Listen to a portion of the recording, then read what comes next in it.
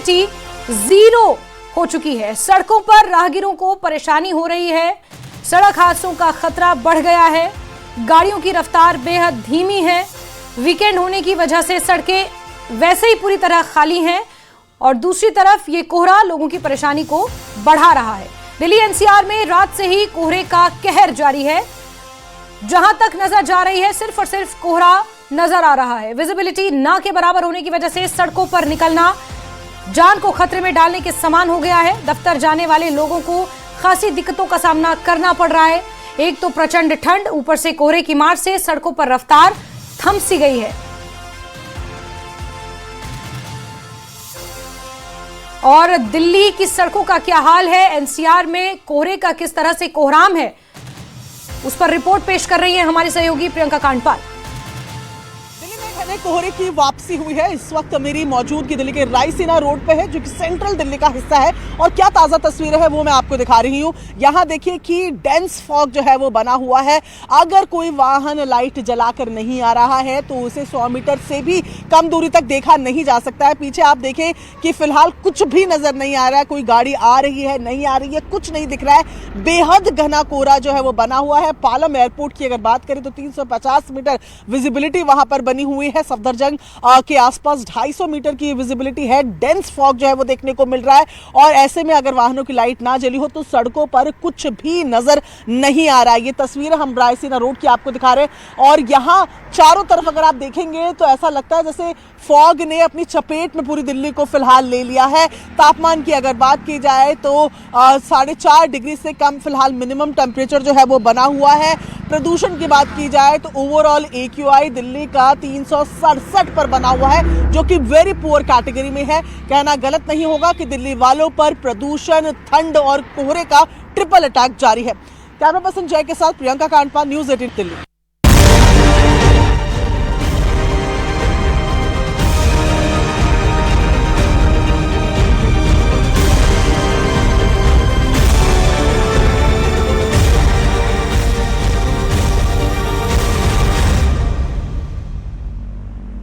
Delhi NCR में कोहरे ने लोगों की परेशानियों को बढ़ा कर रखा है। वहीं अगर पहाड़ों की बात करें तो वहां पर बर्फबारी ने मुश्किलें थोड़ी सी बढ़ा दी हैं। बर्फबारी की वजह से राहगीर परेशान हो रहे हैं। बर्फ के बीच एम्बुलेंस और कई गाड़ियां फंसी हुई हैं। पहाड़ों पर लंबे इंतजार के बाद बर्फबारी तो हुई, लेकिन जहां लोग बेसब्री से बर्फ गिरने का इंतजार कर रहे थे, अब उसी बर्फ ने लोगों की मुश्किलें बढ़ा दी हैं। बर्फबारी होने से लोगों के चेहरे तो जरूर खिले हैं, लेकिन जमीनी स्तर पर हालात मुश्किल हो गए हैं। सड़कों पर कई फीट तक बर्फ जम गई है। बीच सड़क गाड़ियां और एम्बुलेंस फंसी हुई हैं। इन सब के बीच पुलिस प्रशासन लगातार लोगों की मदद में जुटा हुआ है। 3 तस्वीरें दिखा रहे हैं आपको। पहाड़ों पर बर्फबारी, मुश्किल भारी। जी हाँ, लाहौल स्पीति की तस्वीरें हैं और लद्दाख में एक एम्बुलेंस बर्फबारी की वजह से फंसी हुई है। ट्रैफिक जाम की समस्या उत्पन्न हो रही है क्योंकि सड़कों पर कई फीट तक बर्फ जम गई है। सैलानी तो खुश हैं, पर्यटन क्षेत्र से जुड़े हुए लोग खुश हैं, लेकिन जो मकामी लोग हैं, यानी कि जो यहाँ के बाशिंदे हैं, उनकी मुश्किलें बढ़ गई हैं। रोजमर्रा काम पर जाने वाले लोगों की दिक्कतें बढ़ी हुई हैं। स्कूल में तो हालांकि ऊपरी इलाकों में छुट्टियां इस वक्त हैं, लेकिन फिर भी ठंड बहुत ज्यादा पड़ रही है। रास्ते बहाल नहीं हो पा रहे हैं क्योंकि लगातार बर्फ के फाहे गिर रहे हैं आसमान से। ट्रैफिक जाम की समस्या उत्पन्न हो रही है क्योंकि सैलानी तो लुत्फ लेने जा रहे हैं, लेकिन सैलानियों को ले जाने वाली गाड़ियां जगह जगह फंसी हुई हैं।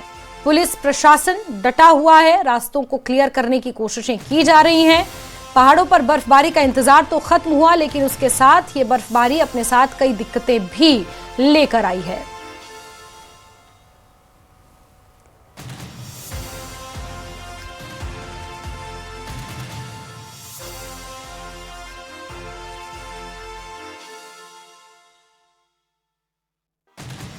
जमीनी स्तर पर बर्फबारी के क्या हालात हैं, ये हम आपको एक एक कर तस्वीरों के जरिए दिखाते हैं। सबसे पहले बात करते हैं पर्यटन स्थल सोनमर्ग की, जहां ताजा बर्फबारी हुई है। इलाके की खूबसूरती बढ़ गई है। बर्फ से पहाड़ों के साथ घास के मैदान भी सफेद चादर से ढक चुके हैं। इलाके में इस बर्फबारी के बाद सैलानियों के बढ़ने की उम्मीद है, लेकिन स्थानीय लोगों की दिक्कतें हमेशा की तरह बढ़ गई हैं। बर्फबारी की वजह से आना जाना मुश्किल हो गया है। ठंड बहुत ज्यादा बढ़ गई है, लोग अपने घरों में दुबकने को मजबूर हैं। हालांकि बेहद खूबसूरत ये सोनमर्ग जो एक तरह से टूरिस्ट स्पॉट है, यहां पर सैलानियों की आमद बढ़ने की अब उम्मीद की जा रही है।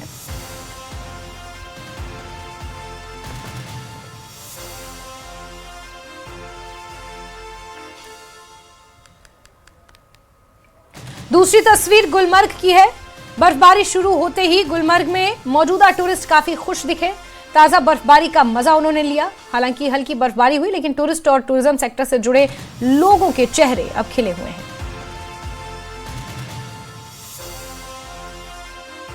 सबको संदेश देना चाहता हूं कि मैं जीवन में पहली बार आया था यहाँ पे, और आकर के यहाँ पे इतना आनंद आया हमें कि मैं महसूस नहीं कर सकता हूँ। मैं सोचा भी नहीं था, कल्पना नहीं कर सकता था कि इतना आनंद आएगा कि यहाँ पे इस स्वर्ग में आकर के। तो मैं सभी से निवेदन करना चाहता हूँ कि सभी लोग यहाँ आए और आनंद लें जीवन का, कि ये वाकई में कहते पहले तो टीवी पे सुनते थे और ऑनलाइन देखते थे, लेकिन आज देखा कि प्रकृति बिल्कुल इतनी सुंदर प्रकृति है जिसकी कोई कह नहीं सकता, वो वर्णन नहीं कर सकता हूँ मुझके लिए। तो यहाँ पर गुलमर्ग की तस्वीरें आप देख रहे हैं, जहां हल्की बर्फबारी हुई है लेकिन सैलानी खुश हैं, उनके चेहरे खिले हुए हैं। और वहीं पर्यटन क्षेत्र से जुड़े लोगों के चेहरे भी खिले हैं। गोंडोला राइड भी यहाँ पर बर्फबारी में हो रही है, जिसका आनंद ले रहे हैं टूरिस्ट। ठंड बहुत ज्यादा है, लेकिन गुलमर्ग अपनी इस खूबसूरती के लिए ही जाना जाता है। और ठंड के मौसम में चिलई कलान के दौरान इस तरह की बर्फबारी टूरिज्म सेक्टर से जुड़े लोगों के लिए राहत लेकर आई है।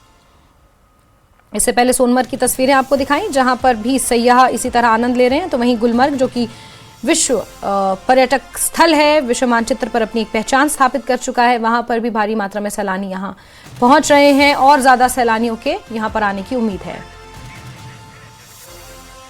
और चलिए कश्मीर के अलग अलग इलाकों में किस तरह के हालात हैं आपको बताते हैं। अनंतनाग से जहूर रिजवी जुड़ चुके हैं और गुलमर्ग से मुनीर हमारे साथ जुड़े हुए हैं। मुनीर, हालांकि गुलमर्ग की अगर बात करें तो ऊपरी इलाकों में जो सयाहों के लिए मशहूर है, उन इलाकों की तस्वीरें हम देख रहे हैं जहां पर आमद अब बढ़ सकती है, सयाहों की ऐसी उम्मीद है। जरा बताएंगे आगे आने वाले समय के लिए किस तरह की पेशन गोई की गई है। देखिए, जिस तरीके से हम पेशन गोई की बात करते हैं, क्योंकि महकमे मौसमियात ने पहले ही बताया था कि 19 फरवरी से, क्योंकि कल उन्होंने पहले पेशन गोई की थी कि कल जो दिन गुजरा है उसमें वेस्टर्न डिस्टर्बेंस आएगी, और जो सच साबित हुई, जो बालाई इलाके हैं, अपर रीच जो है, चाहे गुलमर्ग है, सोनमर्ग है या बाकी एरियाज है, हल्की सी बर्फबारी ही सही तो मगर हुई है। और अभी उन्होंने कहा कि 22 जनवरी के बाद जो है वेस्टर्न डिस्टर्बेंस जो है, मगरिबी हवाएं जो है वो दाखिल होंगे, उनका मरहला शुरू होगा वो कश्मीर में, और कश्मीर में भारी बर्फबारी का उन्होंने इम्कान जाहिर किया है। यानी 19 के बाद 25 तक आसपास जो है, उन्होंने 22 के बाद भी कहा है। तो अब देखना है जिस तरीके से हम मौसम की सूरत हाल जो देख रहे हैं, क्योंकि आज सुबह सवेरे से जब हम देखते हैं मौसम आबर आलूद रहता है, कहीं ना कहीं आफ्ताब की जो किरणें हैं वो भी नजर आ रही है, मगर फिर भी शिद्दत की सर्दी जो है वो लगातार जारी है। और इस शिद्दत की सर्दी का अंदाजा इस बात से लगा, मैं एक विजुअल आपको दिखाने की कोशिश करता हूं कि किस तरह से जो लोकल टंकीज जो मेन एरियाज में है उनमें किस तरह ये पानी जो मौजूद है वो जम रहा है। ये देखिए आप, ये आप देख सकते हैं कि किस तरह से ये लगा हुआ पानी है, जमा हुआ पानी है। ये खूबसूरत तस्वीर है, ये देखिए आप कि किस तरह से ये सूरत हाल है कश्मीर की इस वक्त ये है। तो इस तरह से गुलमर्ग की अगर हम पर्यटक स्थल, ये देखिए आप, ये है तस्वीरें कश्मीर के मेन जो मैदानी इलाके हैं कश्मीर के, सर्दी की वजह से जो टंकीज है उनमें जो पानी मौजूद होता है वो किस तरह से वो जम जाता है, लग जाता है, ये है तस्वीरें।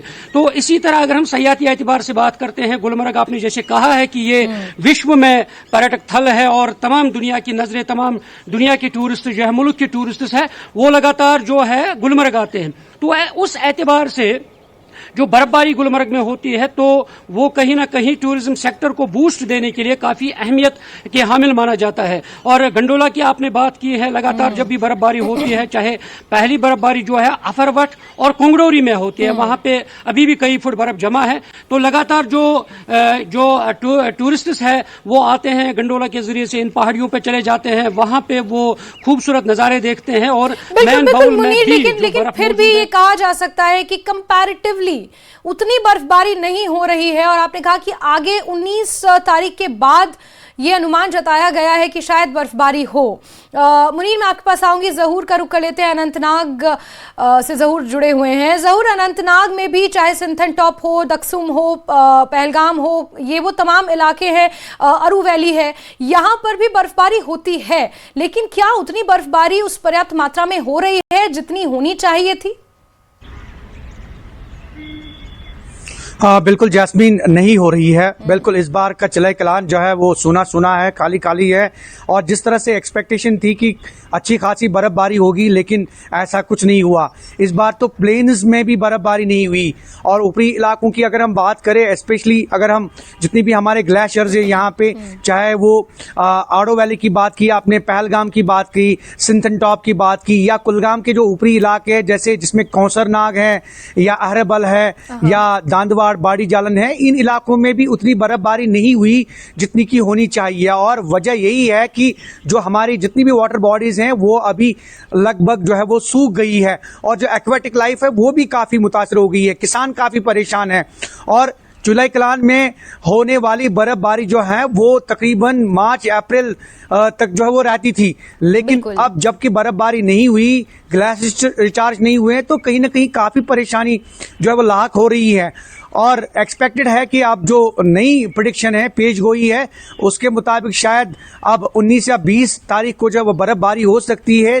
तो उम्मीद लगाए बैठे हैं सभी। लेकिन जिस तरह से अभी आप मौसम देख रहे हैं, देखिए मैं आपको बताऊं कि अभी थोड़ी थोड़ी धूप जो है वो निकल आई है। हालांकि सुबह और शाम का जो दर्जा हरारत है वो मनफी में चला जाता है। आज अनंतनाग और कुलगाम की अगर हम बात करें तो यहाँ पे मनफी 4, 5, 6 डिग्री जो है वो सेल्सियस रिकॉर्ड किया गया। तो इसका मतलब ये है कि दिन में थोड़ी थोड़ी धूप जो है वो अच्छी खासी धूप जो है वो निकल आती है, सूरज निकल आता है। लेकिन सुबह और शाम के औकात में जिस तरह की सर्दी देखने को मिलती है वो शिद्दत की सर्दी माइनस में चली जाती है। जरूर, तो क्या ये कहा जा सकता है कि शुष्क ठंड पड़ रही है? अगर बर्फबारी हो जाती, थोड़ी बारिशें हो जाती, तो कहीं ना कहीं खेतों को भी नमी मिलती, जो मालिकाने बागात हैं वो भी खुश होते, क्योंकि पर्याप्त मात्रा में चिलिंग आवर्स भी सेब के बागानों को, गुठलीदार फूलों के बागानों को नहीं मिल रहे हैं। ये भी एक बहुत बड़ी चिंता का सबब है। बिल्कुल बिल्कुल, ये एक बहुत बड़ा चिंता का सबब है, क्योंकि जिस तरह से बारिशें नहीं हुई, बर्फबारी नहीं हुई। आपने देखी होगी कि लास्ट जो बारिशें हुई वो अगस्त के महीने में हुई, उसके बाद बारिशों का कहीं आता पता नहीं। और बर्फबारी का जहां तक ताल्लुक है, बर्फबारी यूजुअली चिलई कलान में होती थी, और चूंकि चिलई कलान के जो 40 दिन है, अभी 31 जनवरी को जो है चिलई कलान खत्म होगा, कुछ ही दिन बचे हैं, 10-15 दिन बचे हैं। लेकिन ऐसे में अगर बर्फबारी नहीं होती है तो खदशा तो जाहिर होता ही है, क्योंकि यही बर्फबारी जो है ये आगे जाके जम जाती थी ग्लेशियर्स में, पहाड़ों पे, और पीने का पानी और जो हमारे जितने भी खेत खलियान हैं, बागात हैं, जरूर वो पूरा मैकेनिज्म एक तरह से चेंज हो गया है। ये जो बर्फबारी के साइकिल में जो शिफ्ट देखा जा रहा है, पर्याप्त मात्रा में बर्फबारी नहीं हो रही है, देरी से हो रही है। बर्फबारी पहले हो जाती, फिर चिलई कलान का टेम्परेचर इतना नीचे चला जाता है कि ग्लेशियर्स रिचार्ज रहते हैं आगे आने वाले समय के लिए। ये पूरा साइकिल एक तरह से बदल गया है, और विशेषज्ञ ये मानते हैं, मौसम विज्ञान केंद्र से जुड़े हुए जो लोग हैं वो ये मानते हैं कि ये अच्छे संकेत नहीं है। बहरहाल 19 तारीख के बाद बर्फबारी का, हैवी स्नोफॉल का यहां पर अनुमान जताया गया है। उम्मीद ये है कि बहुत जल्द भारी बर्फबारी हो, जिसकी उम्मीद की जा रही है, जिसका इंतजार किया जा रहा है। जहूर और मुनीर, आप दोनों का बहुत बहुत शुक्रिया हमारे साथ जुड़ने के लिए। और अब बात हिमाचल प्रदेश की करते हैं, जहां के लाहौल में लंबे इंतजार के बाद बर्फबारी हुई। कई जिले बर्फ की सफेद चादर से पूरी तरह ढक गए हैं। लाहौल की ये तस्वीरें देखिए, हर तरफ बर्फबारी देखने को मिल रही है, जिससे स्थानीय लोगों, पर्यटकों के चेहरे पर खुशी देखने को मिल रही है। लंबे समय से बर्फबारी का इंतजार लोग कर रहे थे, लेकिन ये भी पर्याप्त बर्फबारी नहीं है। इससे पहले के सालों की अगर बात करें तो यहाँ पर भारी बर्फबारी हुआ करती थी, कई फुट तक यहाँ पर बर्फ गिर जाती थी, लेकिन अभी ये जो बर्फबारी हुई है ये नाम मात्र है। हालांकि ताजा बर्फबारी ने जनजीवन को थोड़ा प्रभावित जरूर किया है। कई इलाकों में सड़कों पर बर्फ जम गई है, जिसकी वजह से वाहन जमे हुए हैं, राहगीरों को दिक्कतें हो रही हैं, लेकिन सयाह खुश हैं, यानी कि जो पर्यटक हैं वो खुश हैं। लेकिन फिर भी चाहे लाहौल स्पीति की बात की जाए या गुलमर्ग की बात की जाए, पर्याप्त मात्रा में बर्फबारी अभी भी यहां पर दर्ज नहीं की गई है। वहीं लद्दाख में भारी बर्फबारी हो रही है। जोजिला में भारी बर्फबारी के बीच पीपी मीनामार्ग पूरी तरह से जाम हो गया है। एक एम्बुलेंस यहां पर फंसी हुई थी, लेकिन जवानों ने तत्परता दिखाते हुए रास्ते को बहाल किया है। एम्बुलेंस को जल्द से जल्द अस्पताल पहुंचाने की मदद की है।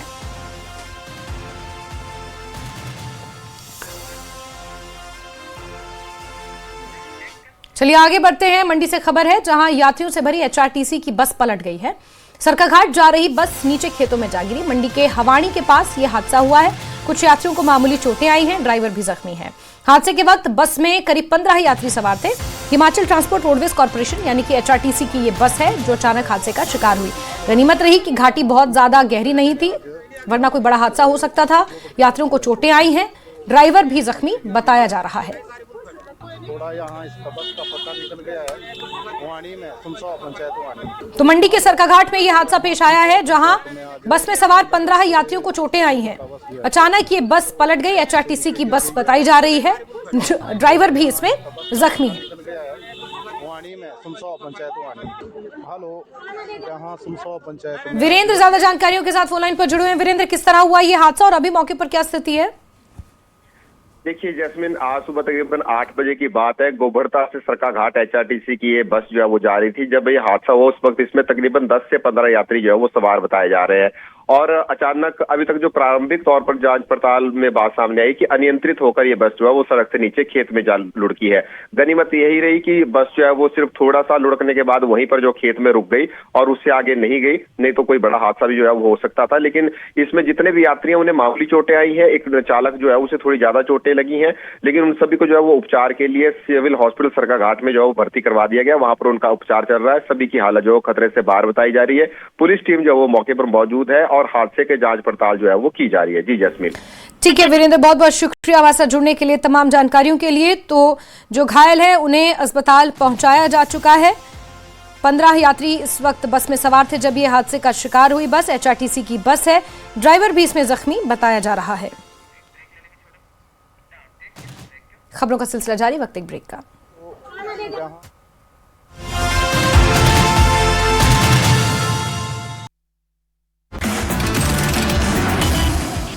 केंद्रीय राज्य मंत्री डॉक्टर जितेंद्र सिंह ने 123 सड़क और पुल प्रोजेक्ट्स का उद्घाटन किया। जम्मू के चेनाब, कठुआ और उधमपुर जिलों के सड़क और पुल प्रोजेक्ट्स का उद्घाटन किया। जम्मू में स्टार्टअप दिवस पर IIM जम्मू में कार्यक्रम का आयोजन केंद्रीय मंत्री जितेंद्र सिंह ने की शिरकत। इस मौके पर उन्होंने कहा कि स्टार्टअप के क्षेत्र में आई क्रांति। देश में 2 लाख स्टार्टअप हैं। हम युवाओं के बीच स्टार्टअप को लेकर पैदा कर रहे हैं जागरूकता। जम्मू कश्मीर फंडिंग मामले में सांसद इंजीनियर रशीद की अंतरिम जमानत पर नोटिस। दिल्ली की पटियाला हाउस कोर्ट ने NIA को नोटिस भेजा। बजट सत्र में भाग लेने के लिए मांगी थी अंतरिम जमानत। जम्मू के IIM नगरोटा का उपराज्यपाल मनोज सिन्हा ने दौरा की। अंतर्राष्ट्रीय पेंटिंग संगोष्ठी की प्रदर्शनी और समापन समारोह में की शिरकत। मस्जिद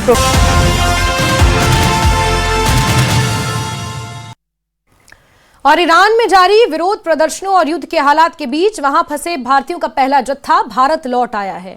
सरकार की तरफ से कई और लोगों को वापस भारत में लाने की कोशिशें भी जारी हैं। इस बीच भारत लौटे लोगों ने घर वापसी के लिए मोदी सरकार का शुक्रिया भी अदा किया।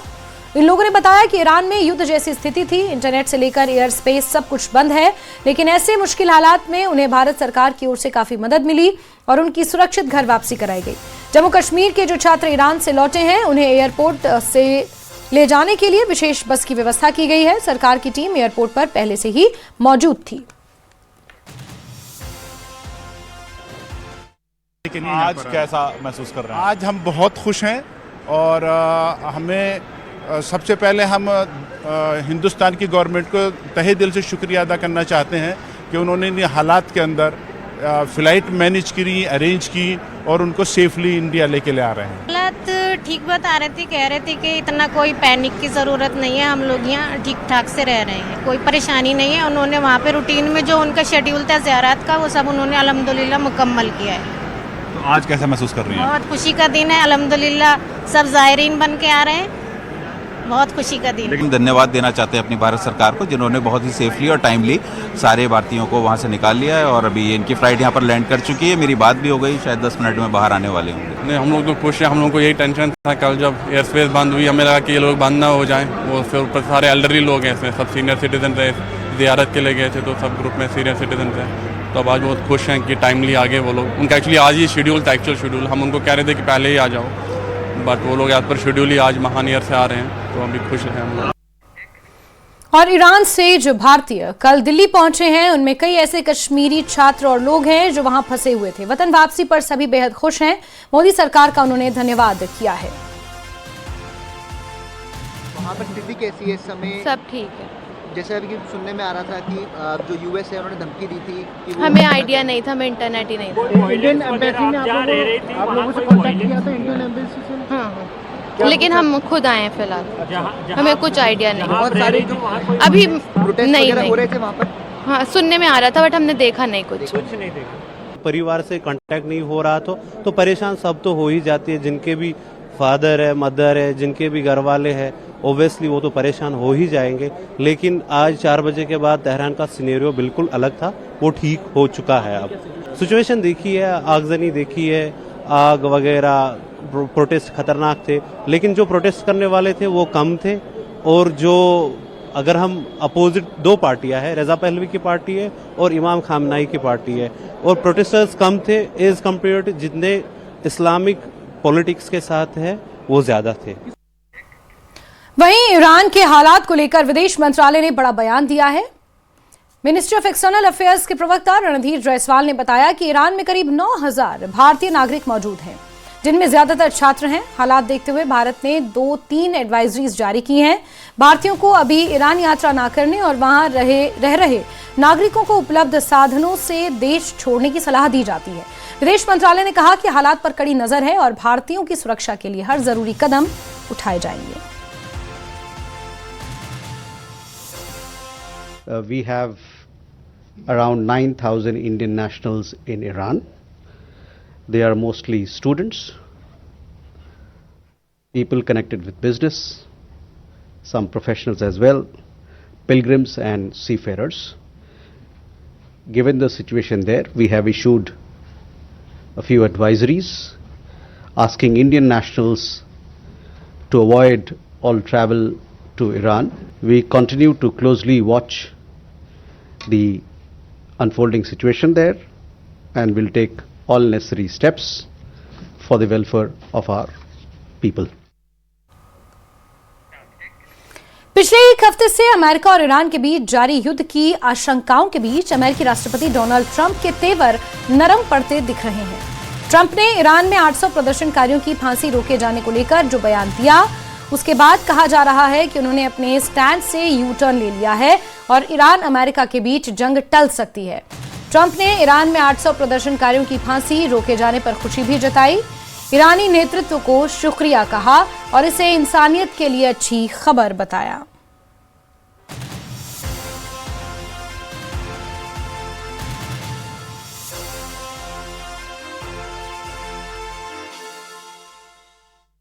We're going to see, as you know, Iran canceled the hanging of over 800 people. They were going to hang over 800 people yesterday, and I greatly respect the fact that they canceled that.